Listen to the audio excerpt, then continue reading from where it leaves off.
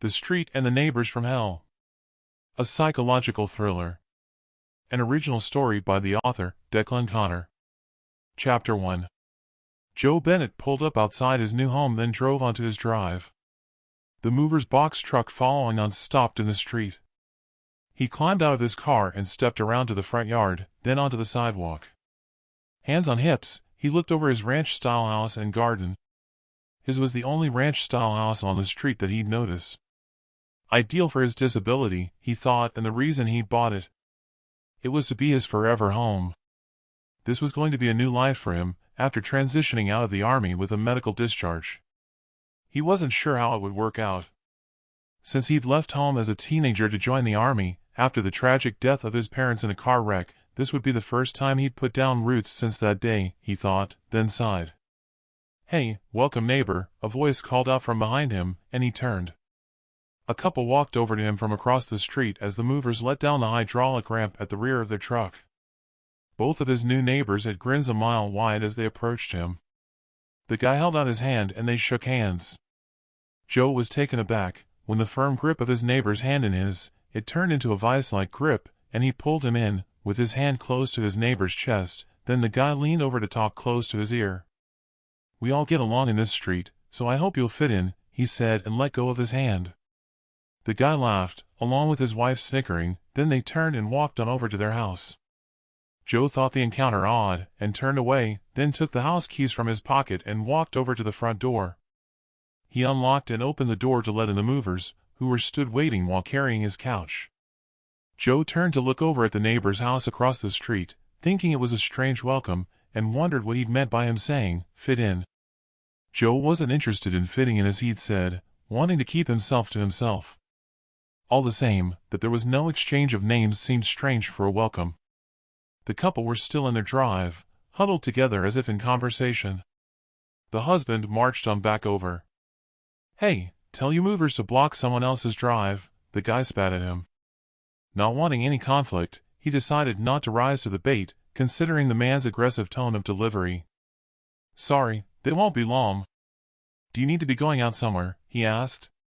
"That's not the point. We might have an emergency, so I suggest you get them to move along the street," he said, then turned and marched back over to his wife. She was stood there, waiting for her husband to return, a supercilious smile on her lips, arms folded. They exchanged high fives, then headed inside their home. Joe shook his head and headed on inside.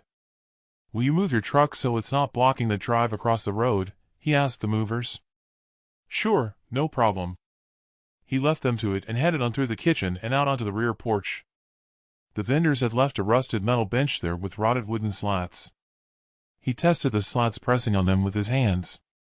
Satisfied it would take his weight, he reached down to feel at his pants, and released the lock on his prosthetic leg, then took a seat. He leaned forward, head in his hands, and rubbed at his brow. Seeing the overgrown grass had made him realize that he'd have to learn a whole lot of new skill sets. He'd never cut grass, or even had to cook for himself. The army had taken care of everything apart from wiping his ass. One of the movers stepped outside and on over to him, interrupting his train of thought. "Jesus, that guy across the road is some piece of work. I could have driven a school bus out of his drive. Can you put your car in your garage so we can back into your drive, or we'd have to park a distance away?" "I'll do that right away." Passing the garage door, he clicked the remote fob for the garage door to open, then climbed into his car. Parked inside, he climbed out of his car to the sound of an argument. The truck was at an angle in the street and the driver had his window down. He was going at it hammer and tong with the guy from across the street, then his neighbor strutted back to his drive, where his wife waited for him. Joe stepped up to the cab. "What's wrong?" he asked the driver. The driver pointed over to his neighbor's SUV, now parked in the street. "Dipshit over there has parked in the street when we pulled away, and we can't maneuver into your drive. He won't move it and says it's his parking spot." Joe looked over to their house, to see the both of them at their front window. The both of them stood there, arms folded, with smirks on their faces. He shook his head and turned away. "Okay, then cut across my garden. Don't worry about the flowers." The driver looked over at them in their window, and gave them a one-fingered salute, then reversed over the flower bed and onto the drive. A vehicle pulled up and the window rolled down. "Where should I park?" asked the young woman. Joe rolled his eyes at the situation. It was the young woman from the store where he'd bought all the furniture and fittings that he'd paid for to have her unpack and to set everything out, along with the movers. "You can park in my drive," a woman called out from the drive next door. She stepped over the sidewalk to Joe.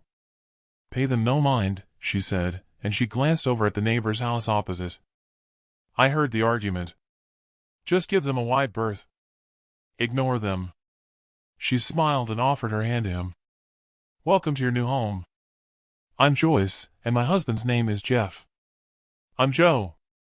Appreciate the help." "Not a problem."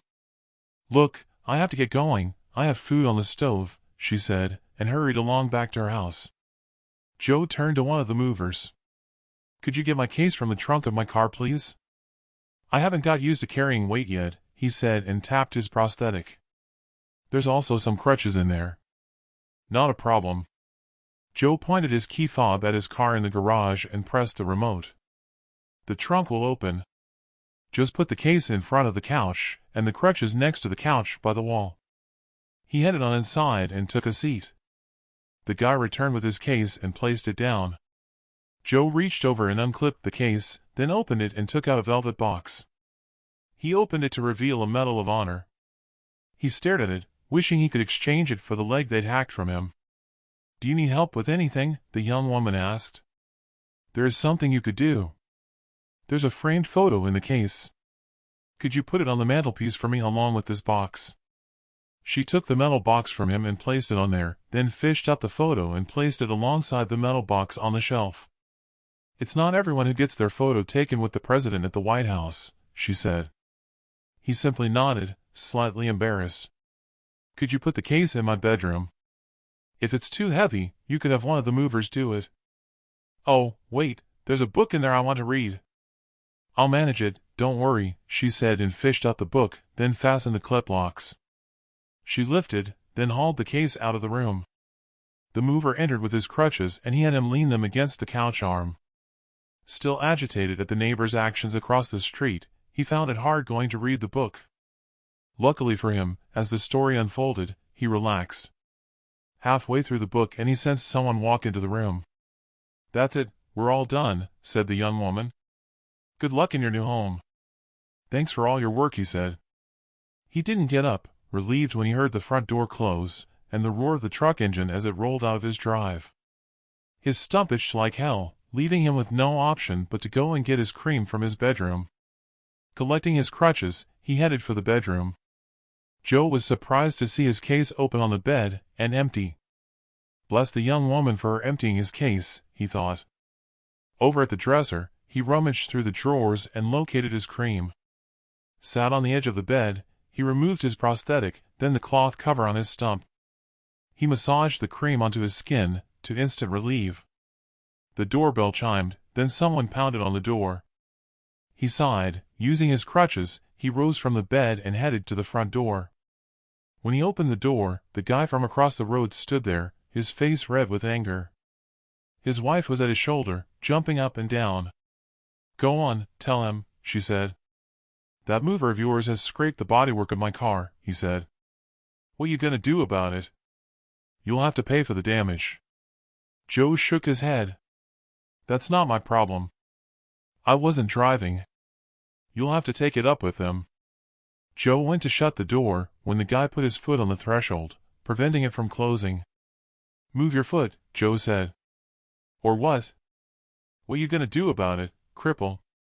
That remark incensed Joe and he stomped his crutch on the guy's foot with some force. The guy shouted an expletive and immediately withdrew his foot. Joe slammed the door to a close, then flicked the yell catch. Furious at the encounter, he headed into the living room, only to see the woman at his window, shaking her fist and spouting expletives at him, her face contorted. He balanced his crutch under his armpit and then closed the curtains, to the woman pounding on the window as he headed back to his bedroom. Joe eased onto the bed and lay there, tight-lipped. The pounding had stopped at the window, but not the feel of his heart pounding in his chest cage. He gritted his teeth and let out a roar. So much for a peaceful retirement, he thought. Chapter 2. After a good night's sleep, Joe was up and about. He opened the curtains, relieved to see the neighbor's SUV across the street wasn't there. He headed into the kitchen and opened the refrigerator door and stared at the empty shelves. With his stomach rumbling, he knew he'd have to go shopping. Joe headed outside onto his drive. Over at the mailbox, he could see a letter on the sidewalk. He stepped over there. It was addressed to him and opened. What it was doing on the sidewalk opened, he couldn't imagine, other than it was someone maybe hoping there was money in there, or say a credit card.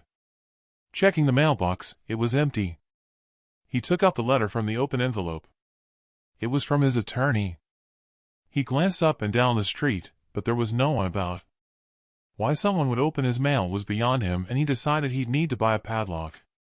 Opening the garage door, he climbed into his car and reversed out, then pressed the remote to close the door.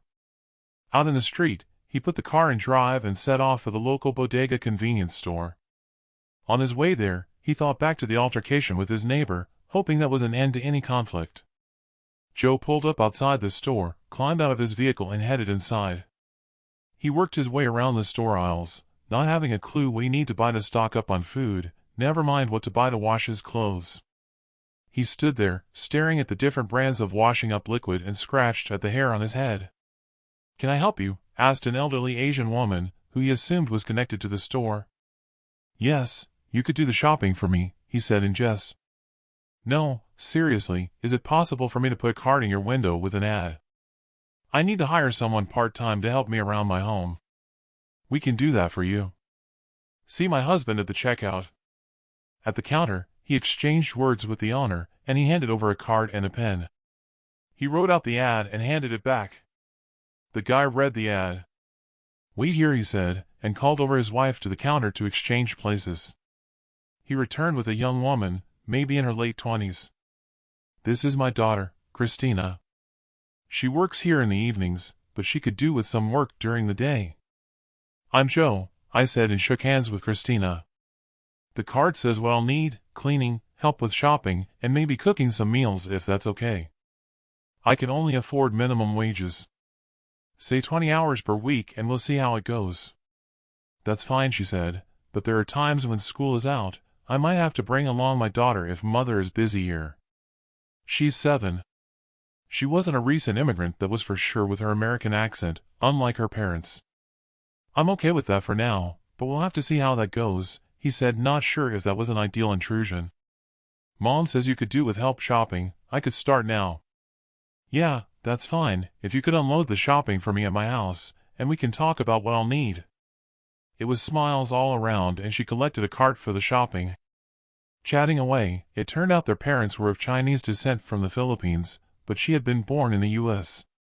Shopping done and loaded up, they headed back home. Joe stopped off at the hardware store and bought a padlock for his mailbox. As he turned into the street, his demeanor sank. The neighbor was back. He parked his car in the street outside his drive. With the narrow street, it was a tight squeeze to get into his drive, watched all the while by his neighbor who stood in his drive, hands on hips and appearing to glare at him. He paid him no attention as the young woman unloaded the shopping from his trunk and took it into the kitchen. Christina had a pleasant disposition, chatting away as she put the shopping in the cabinets and the refrigerator. She made a pot of coffee and toasted him some waffles for breakfast, then set about preparing a stew for him to eat later.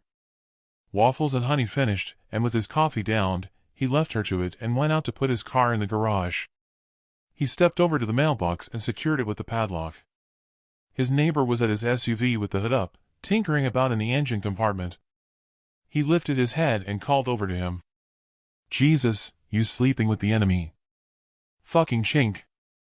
Couldn't you find someone of your own skin color to shack up with? Fucking pussy." Rage embroiled Joe, the sinews in his neck tightening. "Kiss my black ass," he called back, and climbed into his car and drove it into the garage. Joe gripped the steering wheel, his lips tight with anger. He took a few deep intakes of breath to calm himself. He'd been trained to de-escalate situations, but this situation wasn't going to be a temporary encounter in a conflict zone where he could back off back to base if it got hairy. He knew that much. He slapped the steering wheel, then he returned inside his home. Christina was in the living room, his framed photo in hand. "I see you're a vet.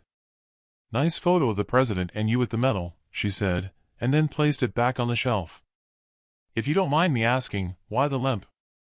Were you injured?" Joe didn't want to go into detail as to how it came about.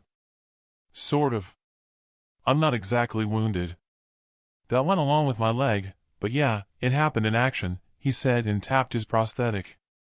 "That's why I need the help." She framed an empathetic expression on her face. "I'll go check on the stew. Tomorrow I'll bring along some cleaning materials. You can pay me for them when I arrive." "Sure, no problem. When the stew is done, I'll take you home." "No need, it's only 2 blocks. I can walk. Is it okay to call here at 9 in the morning after I've dropped Maria off at school?" "Sure. I'll be up and about." "Say, your names don't sound to be Filipino." "Yeah, I get asked that. They're common over there for Christians. Ma and Pa fled China for their religion," she said and smiled, then turned and exited. Thankfully, the SUV across the road had gone when he closed the front door and set the Yale lock. The rest of the day was peaceful, spent reading his book and watching television. As night drew in, he flicked the channel for the news, then rose from the couch to close the curtains. Taking a seat again, he changed channels to watch the presidential debate when it started. Thump thump, thump. The incessant beat of a bass drum rattled his windows, and incoherent words of the rapper drowned out the debate. He turned up the volume. Colored lights flashed intermittently through his curtains. He suffered the distractions until he developed a headache. He rose from the couch and peeked outside. It had to be the neighbor from hell having a party. The flashing lights appeared to be deliberate, with a rotating lighting machine in their window, the beams aimed right at his window. Even worse, one of the partygoers had parked across his drive. In their drive were a group of men swigging at bottles, dancing to the beat on the spot. Joe clawed his finger down his cheeks. He walked back to the couch and took a seat. He didn't see why he had to retreat to his bedroom to avoid the noise, or to accept the vehicle blocking his exit. All the same, he hoped one of the other neighbors would intervene to get the noise down. The car blocking his drive he could ignore, seeing as how he had no intention of going out anywhere. 10 more minutes and his headache had developed into a migraine, along with his anger at boiling point.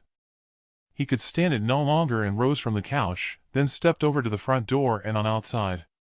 Joe stopped, rotated his neck, and then sucked in a deep breath to calm himself. "Stay calm," he said inwardly and set off over there. His neighbor must have spotted him and walked down his drive. "What do you want?" the guy asked. "You're not invited." Joe ignored the indifferent manner of address and attempted a smile. "Looks like you're having a great party, but do you think you could turn down the noise, please?" The guy looked up and down the street. "Don't see anyone else complaining. What the hell is your problem?" Joe wanted to swipe the smirk from the guy's face but thought better of doing so. All the same, he knew playing it nice was going to get him nowhere. "Problem? I'll tell you what the problem is. Those lights are aimed right at my window, and that car over there is blocking my drive. Move the lights, and the car, and turn the damn music down and we'll be fine and neighborly."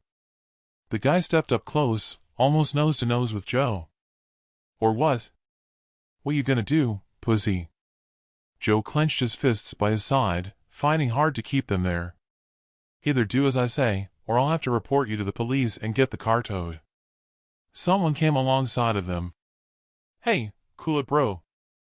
I'll move my car and adjust the lighting." "No sweat, dude. Come on Jack, get back to your party," he said and led his neighbor away. The tension drained from Joe at the intervention, and he returned home. At least he now knew his name. Pain in the ass Jack. Just as he returned to his front door and turned his key in the lock, the music increased off the decibel scale. Joe retired to the kitchen and taking out his cell phone, he selected YouTube to watch the debate. He poured coffee from the pot and made a cheese slice sandwich. At least with the door closed it dulled the sound of the music. 10 or 15 minutes into watching the debate and the sound of the music stopped. He glanced at his watch. It had just gone 9. A little on the early side for the party to have come to an end. He picked up his cell phone and walked into the living room, turned on the light, and stepped on over to the window. Pulling the curtain to one side, he looked across the road. There was a police car there and Jack was talking with an officer. At least the car had been moved. Jack looked over. The music started again, but thankfully at a lower volume. Jack looked over at him, his arm linked with his wife.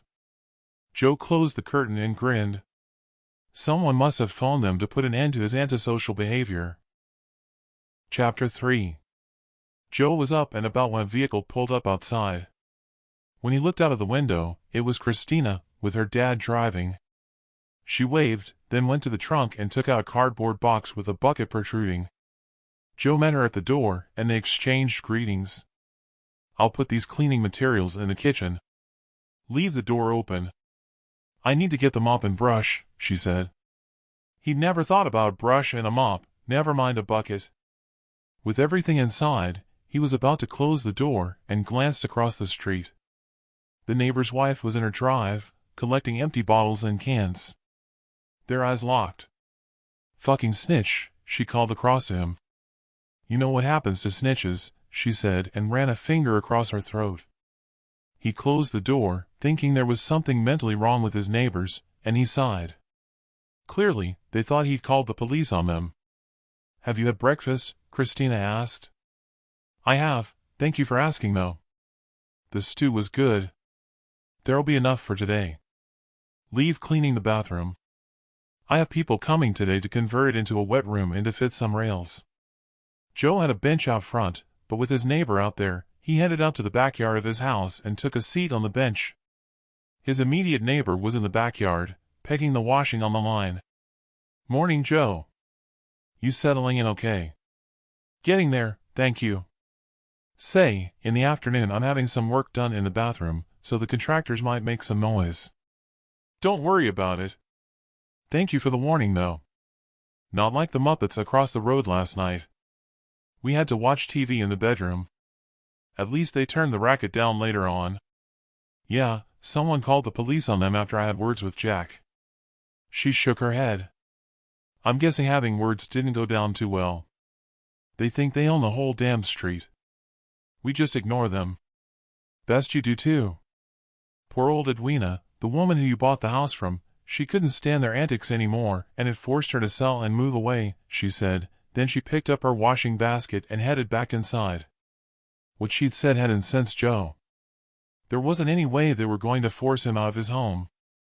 He decided that if they wanted a war, they could bring it on. Joe took out his cell and searched for a contractor to cut the grass. He called them and made arrangements for them to come next week. Christina popped her head around the kitchen door. "The floor is going to be wet, so best you stay out here. Can I get you anything?" "Yeah, coffee would be nice, just as it comes out of the pot." "Oh yeah, and there's a book on my nightstand if you wouldn't mind." "No trouble." The morning flew by when Christina stepped outside. "That's it for today. The ceramics have dried, so you won't have trouble slipping. I'll see you on Monday. Is there anything you need me to get for you over the weekend?" "No thanks, nothing comes to mind. I have those ready meals you bought for me to microwave, so I'm good. Have a nice weekend." "You too. I've left my cell number on the table in the kitchen. If you can think of anything you need, send me a message, or call me." "I'll do that." With Christina gone, he headed inside, his backside sore from sitting on the bench. Taking a seat on the couch, he sighed when the doorbell chimed. He imagined it was the contractors arriving to do the work on the bathroom. Pushing off of the couch arm, he headed for the door and turned the handle.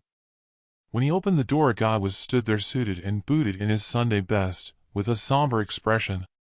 "Sorry for your loss. Bright and Henderson Undertakers. It's about the funeral arrangements." Joe looked over his shoulder to see a hearse parked in the street.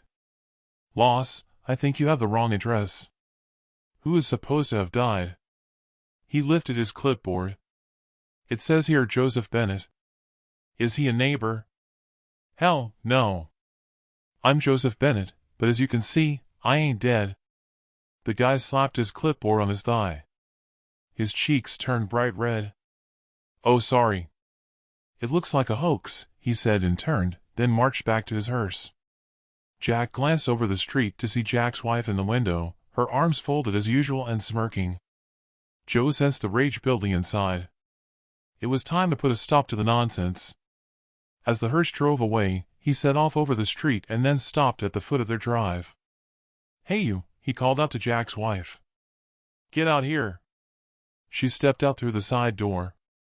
"What the hell do you want?" Joe remonstrated, waving his arms in the air. "Are you sick or something? I'm guessing you got my full name from the letter one of you took from my mailbox. No one else here knows my full name. Is it you or your husband who phoned the undertakers? Don't know what you're talking about. You're lying. If you and Jack want trouble, you'll get him back in Spadesville. Do I make myself clear? Is that a threat?" "Hell no, it's a promise," he said, then turned and stepped back over to his porch. He took a seat on the bench, not prepared to be intimidated into skulking in his backyard. Agitated, he took out a tin box from his pocket, took out a lighter and a joint, lit it and drew hard on it, while thinking the time for pussyfooting around with his neighbors was over. Chapter 4. While sitting there on his front porch, the woman across the street kept twitching her curtains and looking across at him. He didn't look away but glared at her, in the hope she'd desist. Jack's SUV appeared along the street, driving at speed. He came to a screeching halt, yanked open the door, climbed out, and headed inside his home. A short while later, he appeared from his house and marched down his drive and across the street and on up to Joe on his porch, anger written all over his face. "Hey you, what you doing threatening my wife? You both know why, now get off of my property. You're trespassing." Jack glanced at the ashtray on the low table and clicked his tongue. "You gonna make me," he said and pushed his open jacket to one side to reveal a pistol tucked into his belt, then he let his jacket flap fall back over the pistol. "Make no bones about it, fella, I'll protect my wife, so keep out of her face." Joe sucked air through his teeth, while telling himself to keep his cool, however angered he'd become. He noticed Jack's wife looking on from over at her window as if gloating. "I don't have to do anything, only report you to the police for making threats with a weapon, so I suggest you leave, or I might just do that. Best we leave it at that, and call a truce. You keep to your side of the street, and I'll keep to mine. What do you say about that?"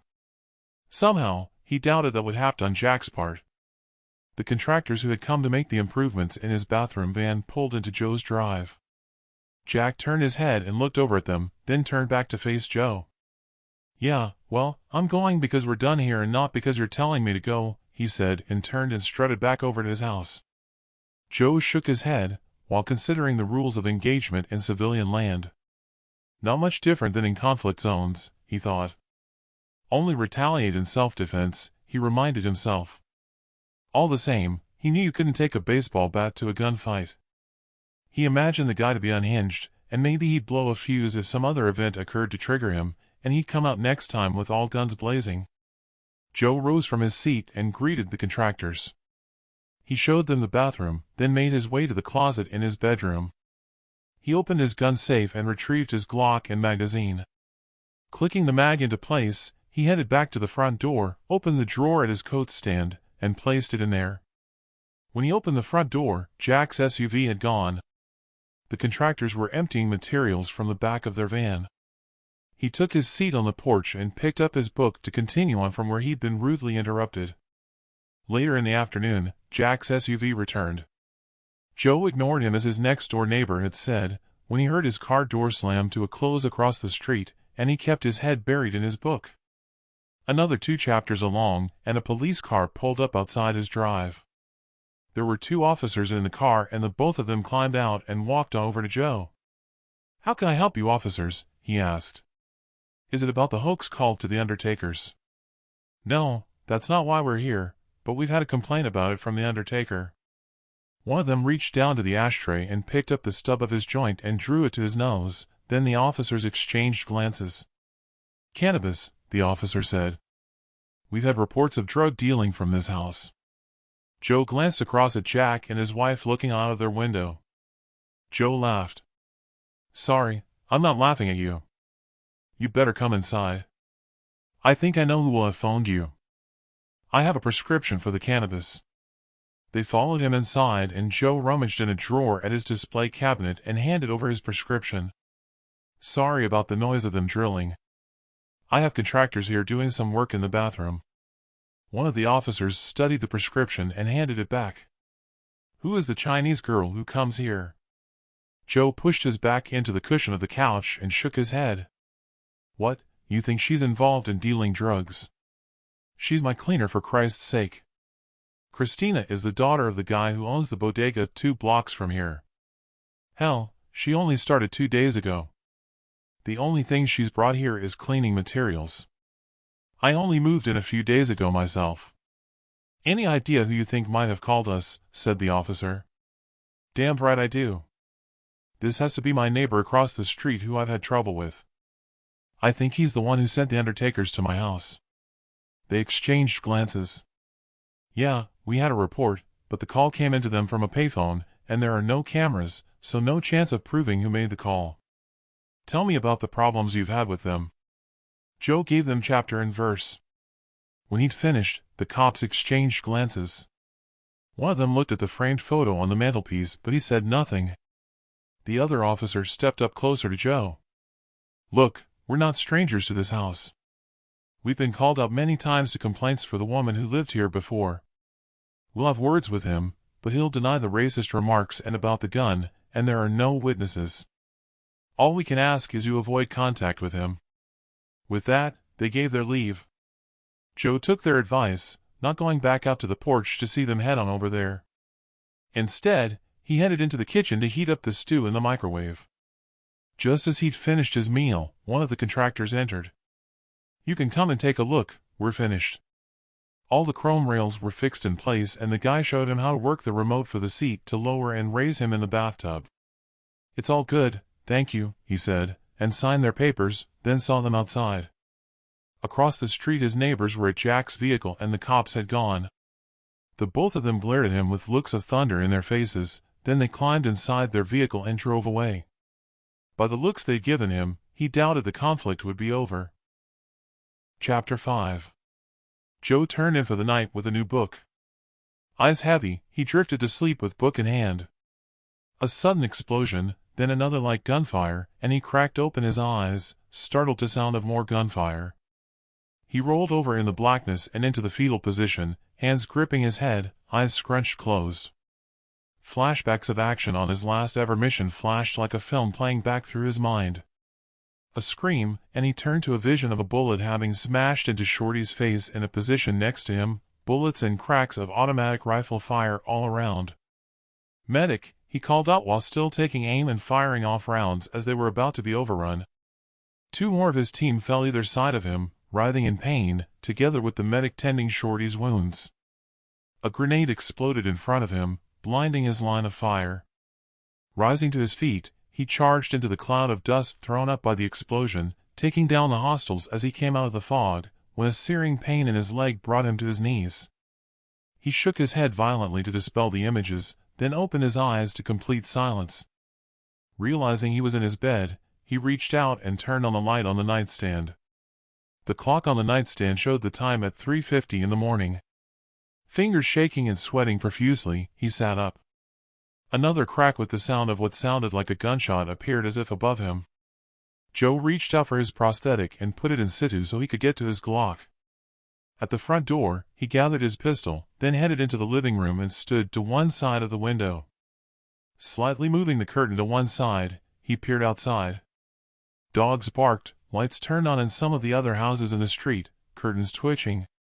Not so his neighbor's house across the street, which remained in darkness. His neighbors Jeff and Joyce were out there in their night attire, looking up and down the street, then they disappeared down their drive. Some of his other neighbors appeared outside, then returned to their homes, lights extinguishing, until everyone appeared to have retired once more, leaving only the streetlights glowing in the street. Joe threw an arm in the air with outstretched fingers, then slapped his forehead, wondering how he could be so stupid when he recalled the sounds. He ought to have known the difference between the sound of firecrackers and a gunshot with his experience, and put it down to being woken sharply in tiredness. Still shaken at his recollections of his mission, he made for the kitchen and prepared a pot of coffee, deciding to ask his neighbors if the street was plagued with youths setting off fireworks as pranks at the weekends. Joe placed his Glock pistol on the table and resting both hands on the surface leaning in to take his weight, he closed his eyes. Joe recalled gaining consciousness after the action, and the sound of the evac helicopter landing, and then the medic dragging a body of a hostile from off of the top of him. The medic gave him a shot of morphine and applied a tourniquet. As they lifted him on the stretcher, the bodies of the hostiles surrounded him that he'd taken out with his rifle on auto. It haunted him by how many they were. He shook his head and opened his eyes, then stepped into his bedroom to get his tin box from his jacket pocket. Back in the kitchen, he poured a mug of coffee, took out a joint from his tin, then lit it and drew in a deep intake of smoke, then another, until it was spent and he felt lightheaded. He picked up his coffee and Glock and headed into the living room, taking a seat on the couch. He doubted he'd go back to sleep, not wanting to drift off with flashbacks of the carnage on his mission fresh in his mind, and which often morphed into nightmares, even more gross than what actually happened, as bad as that was to recall. The worst one, he thought, was the recurring one, where the disfigured bodies of his unit would come to life, with Shorty holding up Joe's amputated leg, and telling him he should join them if he wanted it back. He shook his head at the recollection, while wondering why God had let him survive, when all the others had died. Chapter 6. Jack rubbed at his eyes as he awoke on his couch. He glanced at his wristwatch to see it was just after 10 in the morning. He reached out for his prosthetic and located it over his stump, then hauled himself to his feet, using the couch arm for purchase. Over at the curtains, he drew them back, squinting as the light flooded the room. Across the street, Jack and his wife were by their front door. Jack was up a stepladder, making adjustments to a camera. There was a box on the floor, so he assumed it was a new installation, not having noticed a camera before. His wife stood by the ladder, with what appeared to be an iPad in her hand. She gave Jack the thumbs up and he climbed down the rungs of the ladder and joined her. Both of them appeared to be looking at the iPad screen, then the both of them looked across at Joe. Jack waved at Joe, the both of them laughing, then he removed the ladder and the both of them disappeared inside their home. Joe sighed at thoughts they could watch him when sat on his porch. He wasn't sure if the intrusion on his privacy was illegal or not, but it had ruffled him up the wrong way. Joe turned and headed for the bathroom. Turning the faucet on his bathtub, he left the water running and stepped into his bedroom for a change of clothes. It was time to try out the lifting device he had installed on the bathtub. Back in the bathroom, he closed the faucet and tested the water. Taking a seat on the plastic cushion, he swiveled around, and using the remote, the device lowered his body into the water. The sensation was as if he was in seventh heaven as his body submerged, taking away all the tension. Bath time over, he used the remote to lift his body out of the water and swiveled around. Taking a hold of the rail nearest at the side of the john, he hauled himself up, and then hopped over to lower himself onto a towel he draped over the seat of the john. Dried and dressed, and with his prosthetic located, he used the rails for purchase and rose to his feet, invigorated after his soak in the bathtub. His cell phone rang in the living room and he stepped in there and took the call. From the name on screen, it was the landscaper that he'd hired. "Sorry to bother you on a Saturday, but we've had a cancellation. We could come today, if that's okay with you," he asked. "Sure, not a problem," he replied, when a thought struck him as he glanced out of the window. "Wait, can we FaceTime? There's something else I want you to do that I can show you outside." When the guy's face appeared on screen, he was a black youth, maybe in his early 20s. He reversed the image and stepped outside and onto his porch. "I need a screen of dense evergreen bushes planting here, say around 4 feet tall and 6 feet along the length here, so I can have some privacy in the seating area," said Joe. "Sure, I can do that," the youth replied. "There is something else," Joe said as he stepped off the porch and down his drive. "Can you dig out the flower bed in a curve and match up the paving blocks to the drive?" Joe reversed the image again. "I can do that," the youth said. "Okay, price it up and text me a price as soon as you can," he said and closed the call. He turned to go back inside, when he stopped in his tracks. He hadn't noticed when occupied with giving the landscaper instructions, but now he could see the debris of firecrackers in his drive. It was the same on the grassed area of his front yard. Glancing at the drives and front yards of his immediate neighbors, there wasn't any sign of spent firecrackers. He knew that meant his house had been the target and glared across the street at the house of his neighbors from hell. Chapter 7. Joe stood in his living room looking out of the window, knowing his neighbors would be likely watching him when he'd taken the measurement of his window. He stepped over to the coffee table and picked up his cell phone. He pulled up Christina's number and typed out a message, not wanting to disturb her with a phone call at the weekend. He read the message back. On Monday, instead of coming here right away, could you buy me some net curtain to fit a window of this size and some sort of rail to hold the curtain? I can pay you as soon as you get here. If you could call in at the hardware store, ask them if they know of anyone who could fit them for me. He pressed send.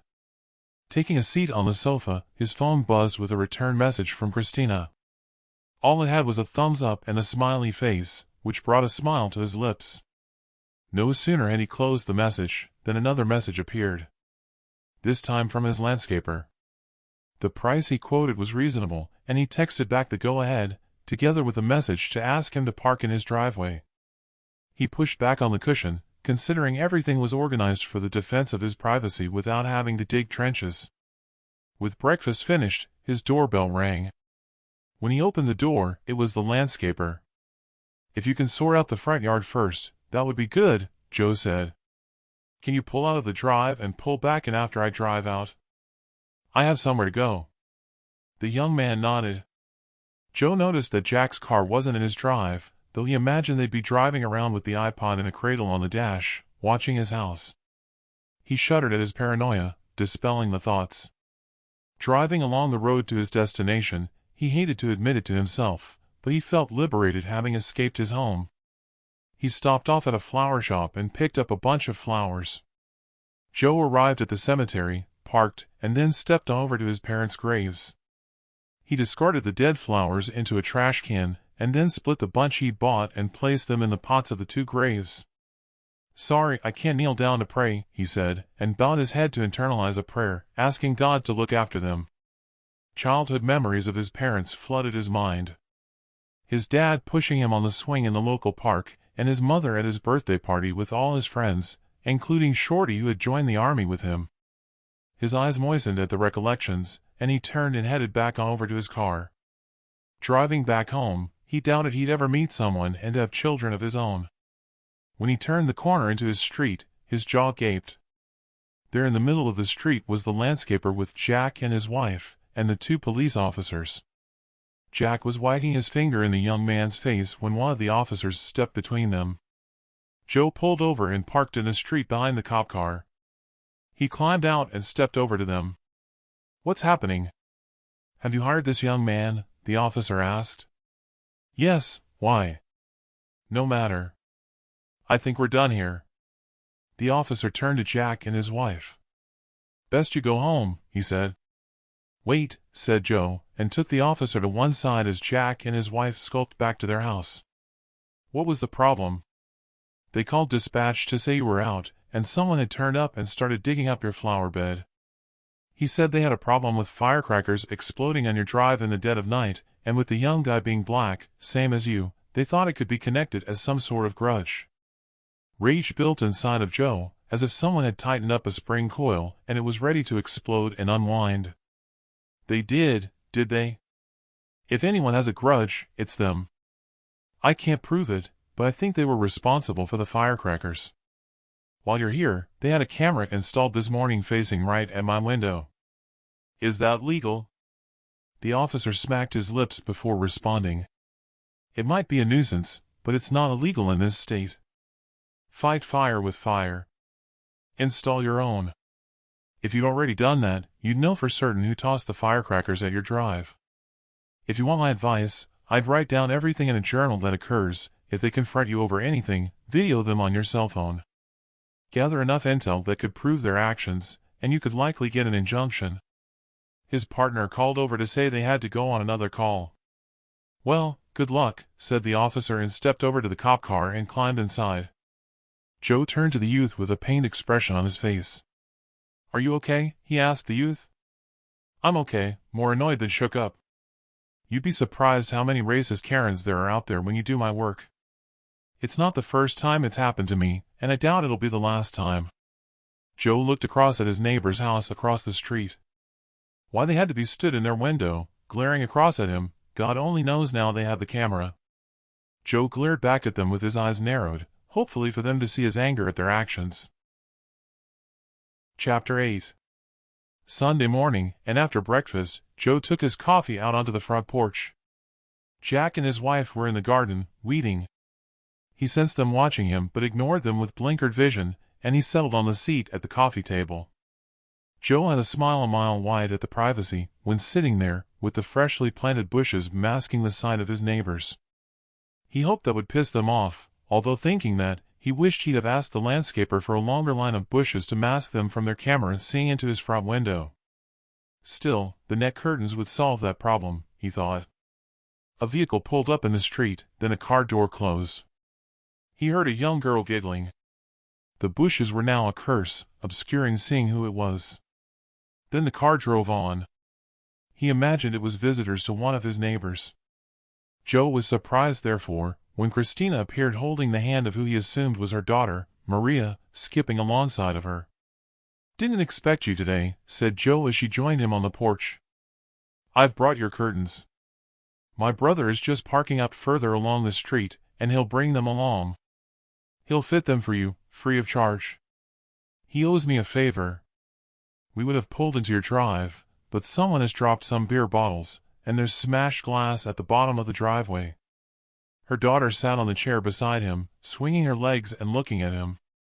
"This is Joe," she said to her daughter, "if you don't mind her using your Christian name." "Not at all." "Mom says you're friends with the president," said Maria, her smile beaming at him. Joe snickered. "Not exactly, I just had my photo taken with him, that's all." "But, yeah, he is friendly." Christina stepped over to him. "I'll go get a dustpan and brush and sweep up the glass." "Have you had a housewarming party?" she asked. "No, why?" "There's spent firecrackers everywhere." "I'll sweep those up too." Her brother arrived with the curtains and toolbox. "Can I have my chalk?" "I want to play hopscotch," Maria pleaded with her mom. "I don't think Joe will want his drive chalking." "No, it's okay, I don't mind," said Joe. "Okay, I'll swill a bucket of water over the chalk marks and sweep them away after," said Christina. Joe rose from his seat. "Better I show your brother inside." As Joe stepped to the door, he stepped to one side, and with a sway of his hand, beckoned her brother inside. A quick glance at his neighbor's house across the street, and Jack was watering the flower beds with a hose, but his wife stood at the bottom of her drive, a face like thunder with her hands on her hips, and looking directly over at him. Christina brushed past him with the brush and dustpan. He had a good idea where the smashed bottles came from, and it was no party he'd had. He was guessing Jack's wife was annoyed that Christina had spotted the smashed glass before he'd reversed out of his drive, ruining his tires. Joe shook his head and walked inside, then took a seat on the couch. Last thing he wanted was to cause a scene in front of his visitors, especially with the child there. Her brother had the net curtains up in no time. He felt inadequate that he'd had to ask for someone to do the work for him. "That's it, they're done. I'll go get Christina and take them to the park," her brother said, and gathered up his toolbox. Christina popped her head around the door. "No need, you go. We can walk to the park when I'm done here. I still need to pick up the spent firecrackers." Joe thanked her brother for the work and he exited. Joe picked up the remote and switched on the television, then selected the news channel. 10 minutes of watching the local news and his ears pricked at hearing a girl scream outside. Joe pushed off of the couch and headed for the front door. Christina had got there before him, and she charged on outside and down the drive. By the time he arrived at the bottom of the drive, Christina was comforting a sobbing Maria, her hair wet through, and with a water trail leading to his neighbor's garden across the street. Joe stiffened up. "What the hell is wrong with you people?" Joe called across to Jack, who was watering his grass. "It was an accident," he called back, then continued on watering the grass. His wife stepped out of their front door and called across the street. Maybe if she hadn't been scrawling graffiti all over the damn sidewalk, it wouldn't have happened.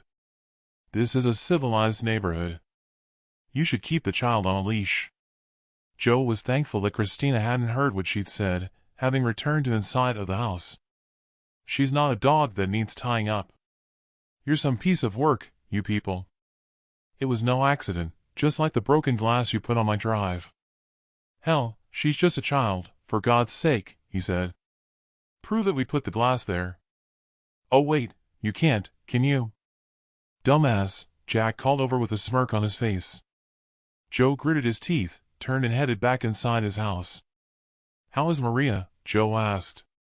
Christina looked up at him. It's only wet her hair, it'll dry, said Christina, while rubbing at Maria's hair with a towel. Last thing Joe had wanted was for them to get caught up with his crazy neighbors.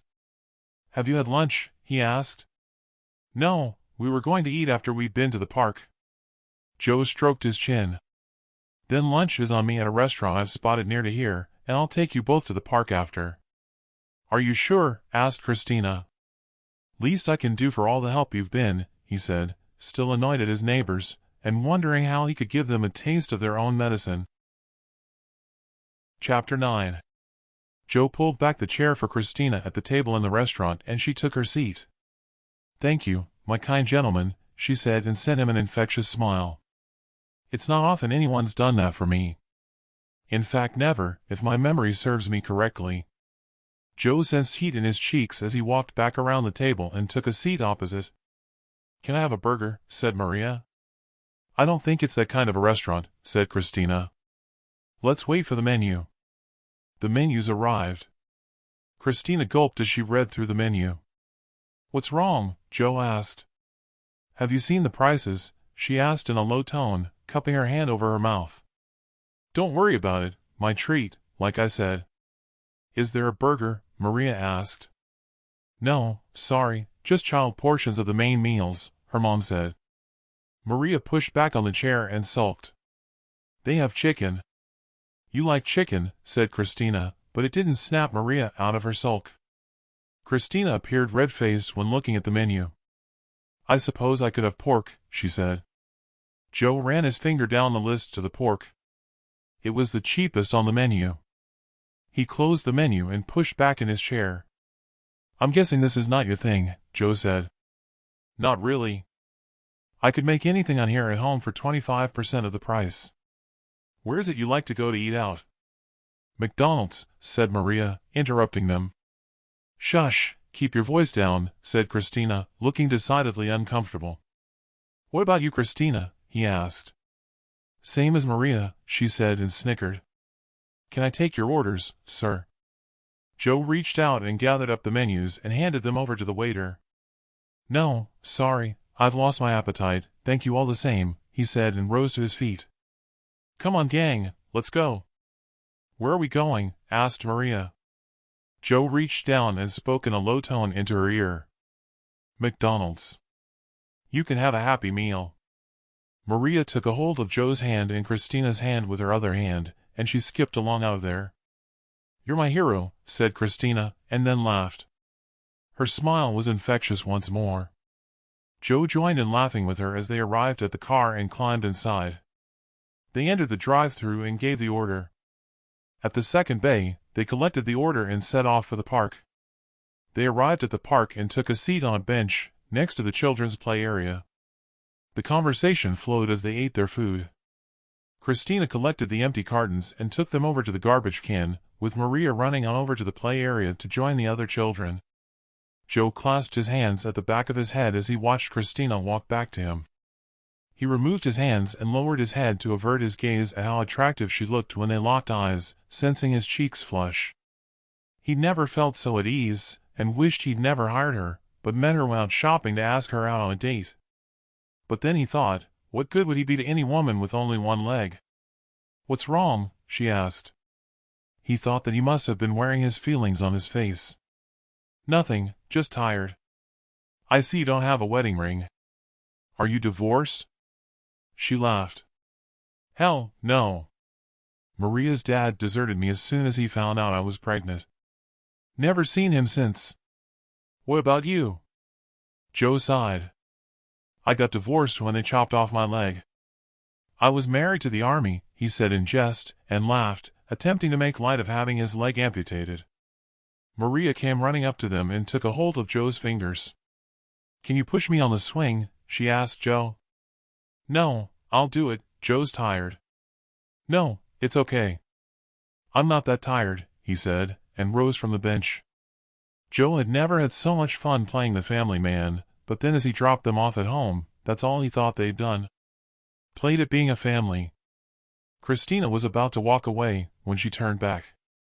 Joe rolled down the window. Thanks for the afternoon out. If ever you want to do it again, I'd be only too pleased for us to come along, she said. The pleasure was all mine, and yeah, we can do it again. He drove on with a smile on his face. It had been a surprise to learn that she was a trained nurse. But she had to give it up with the antisocial long shifts when Maria was born, so Grandma could look after her daughter. Said she only worked in the store evenings so her mom, who was getting on in years, didn't have to look after her for long periods, with Maria going to bed early. He arrived home in the street. His neighbors were in their drive, with Jack swigging from a bottle and staggering about. Joe put his car in the garage and then entered his house and arrived in the bedroom. His stump was sore as hell with all the activity. He took off his prosthetic and lay on the bed. His thoughts turned to his neighbors. They weren't kind thoughts. He wondered if he should go over there in the dead of night and poke the camera in a different direction with his crutch. Joe thought the better of it. Movement could trigger the camera, he thought, and the event would likely be uploaded to the cloud. One thing was for sure, he didn't trust them not to try something else. He put back on his prosthetic and headed for the living room, collecting his Glock on the way. He decided to sleep on the couch, just in case his neighbors had any other pranks in store for him overnight. Chapter 10. Joe turned off the television to turn in for the night. Curled up on the couch, he pulled the comforter over him, and snuggled his head on the cushion. He imagined that everyone in the street would have the same idea as him to sleep, with most having an early start for work in the morning. He lay there thinking pleasant thoughts about his time with Christina and Maria, when he heard shouting outside. "Get the fuck out here, you yellow-belly chink lover!" Joe's entire demeanor sighed. He knew exactly who Jack was referring to. He sat up and rolled his good leg over the side of the couch, then retrieved his prosthetic and slipped it over his stump. He sat there with his head in his hands, wondering how much more he could take before he snapped. He reached out for his jacket and put it on. The sound of what sounded like a thud and breaking glass broke the silence outside. Shortly after, the sound was repeated. "Get out here, cripple." "I'll show you what man is," Jack hollered, slurring his words to more sounds of breaking glass. Dogs barked. "Shut up and get inside," a voice called out he didn't recognize. There was no mistaking the pistol shot that followed. No way what he'd heard was a firecracker. "Get back inside, asshole, or the next one will blow your fucking head off," Jack responded, clearly intoxicated. "It's the snitch over there I want to fight with." 3 shots in quick succession were unloaded, the glow of the muzzle flashes visible through the curtains from right across the street. Joe snatched his phone off of the coffee table and dialed 911. Joe gave the details to dispatch. "Better hurry, someone is going to get hurt." He closed the call to another shot and a woman's scream. Joe knew someone would get hurt, if they weren't already with the chilling scream he'd heard. He grabbed his Glock 19 and moved over to the window. Joe reached under the curtains and pulled on the catch to the window, opened it, and ungainly climbed outside, ducking low behind the bushes. "Are you coming out here, or do I have to kick your door in?" Jack called out, to 2 more shots, with one of the bullets smashing the window behind Joe. Jack had just set the rules of engagement. Joe recalled the pistol tucked into Jack's belt was a Glock 43, easy to conceal, with a 6-round capacity mag, and possibly one in the chamber. He calculated 6 shots, so the most he could have was 1 more round, unless he had a spare mag. "Jack, stop it, get in the house," Joe heard his wife call out. "Not until I've sorted out snitch over there." Another shot unloaded, smashing into the brickwork next to Joe's window. He heard a series of clicks and Joe stalked along the screen of bushes on the porch. He could see Jeff next door, hiding behind the engine block of his car. Joe wanted to shoot the son of a bitch, but with witnesses around, Jack wasn't worth getting banged up for life. Pistol out front, Joe stepped out, crunching broken glass on the drive until he reached the sidewalk, but Jack was gone. He imagined his wife had convinced Jack to retire to the house, deciding to leave it to the police, when he heard the sound of sirens in the distance. He turned to go back into his house, fishing the keys from his shorts pocket, when he heard footsteps behind him. "Look out!" he heard Jeff call out. Joe turned around. Across the street a contorted face greeted him, with Jack holding a Molotov cocktail in a raised hand, with the rag lit, and he was stumbling unsteady towards him. "Stop right there. Put the bottle down, and step away," Joe called out, ready to squeeze the trigger. Jack stumbled and fell, the Molotov igniting his clothes to Jack screaming in pain. "Roll over," Joe called out, and tucking his pistol at his waist, he hurried over to him, but the fierceness of the heat was unbearable. Jack's wife appeared at the door, screaming. "Get a bucket of water," Joe called out to her, and removing his jacket, he tossed it over Jack to no avail, shielding his face from the heat. In a desperate attempt to smother the flames, he tried to roll Jack's body over, using the toe of his sneaker on his prosthetic, but failed. Jack's wife returned and tossed the water on him, but only managed to soak his legs. "You did this," his wife screamed at Joe. A police car screeched to a halt, the officer jumping out with a fire extinguisher. As he sprayed what seemed to Joe to now be a corpse, with Jack having stopped screaming and writhing, his wife was tugging at her hair. "He did this," said his wife, pointing to Joe. Head down, Joe returned home. This wasn't how he wanted it to play out, but Jack had sealed his own fate through his own deranged mind. Jack sat there in the darkness, head in hands, when there was a knock on the door. At the front door, he opened it to see an officer stood there. "I need you to come with me to the station." Epilogue. 1 year later, on a sunny Sunday morning, Jack sat on his porch in the warmth of the day. Maria was in the drive with her friend from across the street, the both of them laughing and giggling. Joe had had the bushes masking the street removed some time ago, since they were no longer necessary, with no camera watching him and his every move. His new neighbor across the street called out to him. "Say we're having a barbecue this afternoon. Come along with your wife and daughter." Jack didn't call back, but gave him a thumbs up. He thought it strange how things had turned out, recalling the nerve-wracking time at the police station. After Jack's wife had made the accusation to the officer at the scene, they clearly thought that he had doused Jack with gasoline and set him alight. Only Jeff's statement and a study of Jack's own CCTV footage the following day had they sent him on his way to back home. His thoughts were interrupted when Christina stepped out of the house with a jug of lemonade and a glass, setting them down on the table next to Joe. Then she leaned in and gave him a brief kiss. Joe took her hand and gave it a gentle squeeze. "We're invited to a barbecue across at Bill and Amy's this afternoon, so no need to make lunch," said Joe. "Fantastic, but I'll have to leave early. The hospital have called. Someone is sick and I have to take their shift." "Not to worry," he said, and she stepped along the porch and back inside. "Daddy, can I go to Linda's house?" "Sure, no problem, but don't go wandering down the street. I'll be watching."